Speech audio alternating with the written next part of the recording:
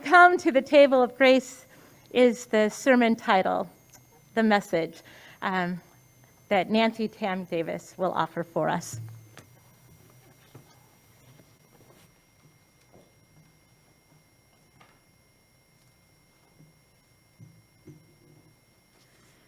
Well, good morning.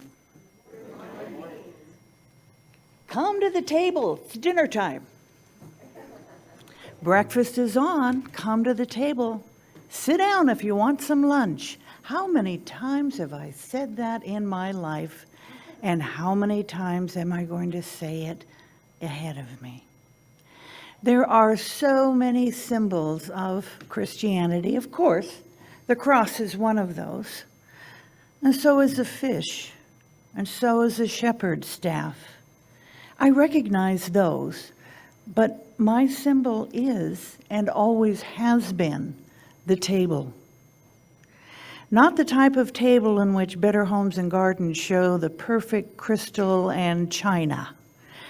I'm talking about a simple table, the kind of table you find all over the world, where people gather around to share the food.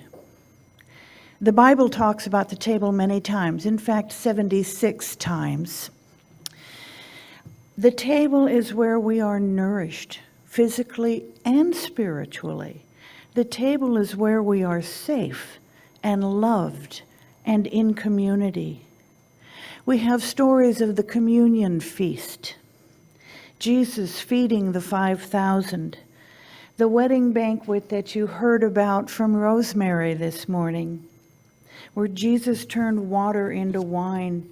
Even the Lord's Prayer, give us this day our daily bread. And of course you remember the scripture that has in it where God is preparing a table for us. I am sure that the food is both physically and spiritually nourishing. It's comfort food. My table will have mashed potatoes at it.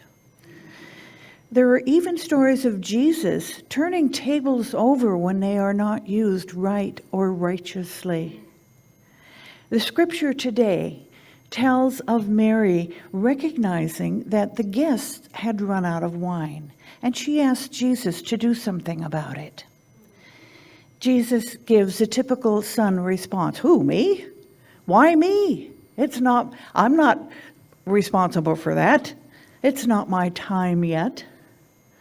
And Mary, I can imagine her simply smiling and turning to the servants and saying, do what he tells you to do.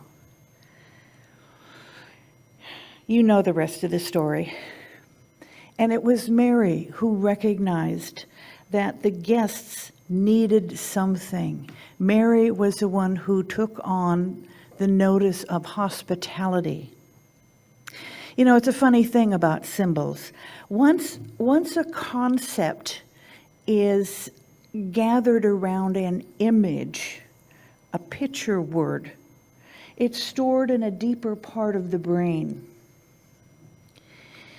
And when we see that symbol, we begin to have memories and emotional responses to that far beyond just the image of the table.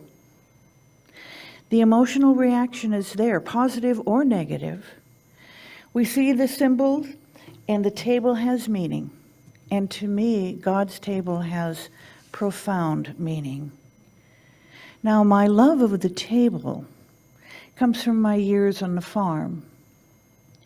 And when all of those who tilled the ground and brought in the harvest gathered together at the end of the season for one last celebration dinner.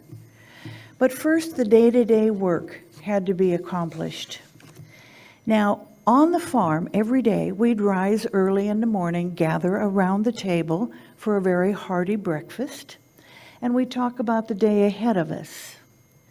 The commute to work was very simple. We'd pick up our gloves, head out the back door, and we were there.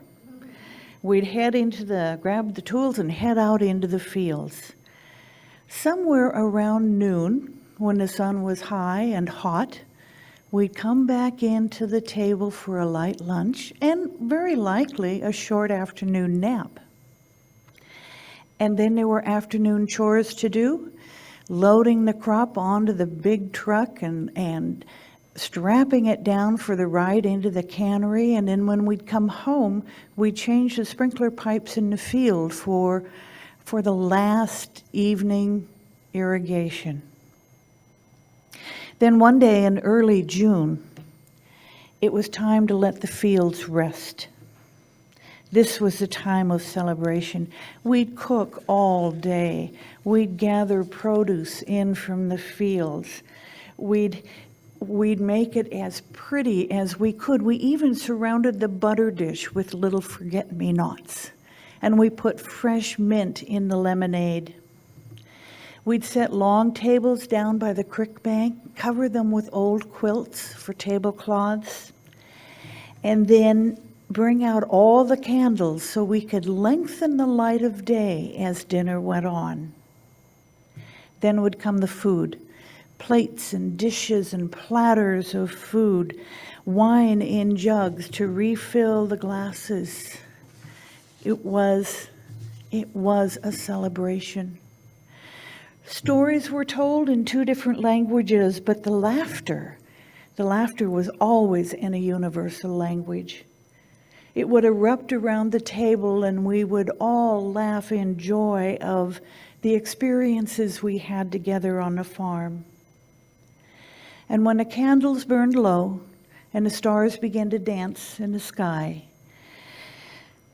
we'd head to our beds for a very well-deserved sleep.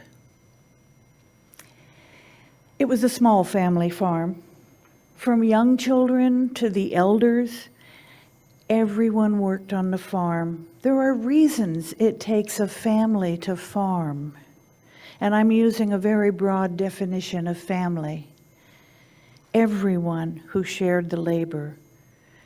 It took every one of us, family and hired hands, to bring in the crop. I think there are very few lone farmers. It's a hard task. The scale is small and the produce is limited. And I imagine the celebration at the end is rather lonely with a kitchen table and 1 chair. We're not meant to farm alone, to share only with ourselves, to celebrate alone. We are a community, a family. We are laborers together. And I'm drawing the parallel with the farm and the church. The image of Christ as a shepherd, another symbol comes to mind. Christ did not come to tell us to be sheep, well-behaved sheep. He came to teach us to become shepherds, to care, protect, lead, and love. Come to the table together, shepherds, whether we are laity, clergy, or in the episcopacy, whether we are wealthy or wanting. Erase the barriers between us, gather together. We are not separate, tilling different fields. We are one large family, working to bring God's kingdom to earth. Gather together for the feeding of our bodies and our souls. Now imagine your table. See the faces gathered around your table. Imagine and feel with your hands the wood of the table, the grain of the table. Smile at the mismatched cups and plates and silverware. Imagine plates and platters filled to overflowing with food that comfort the body and the soul. See the faces of those living and past who gather at your table. Hear their laughter, rejoice at the stories. Call them to your table in hospitality and joy. Many of you have sat at our table. It's about 150 years old. It came across the Oregon Trail in the 1870s. It startles guests with creaks and groans as they rest their elbows and arms on the table. I try to imagine the faces of those who have gathered around the table in the last 1.5 centuries. I've had 5 generations of my own family sitting at that table. And that table is going to serve many people I will never know once I am gone. Jesus broke bread with his disciples before sending them out to carry on his ministry.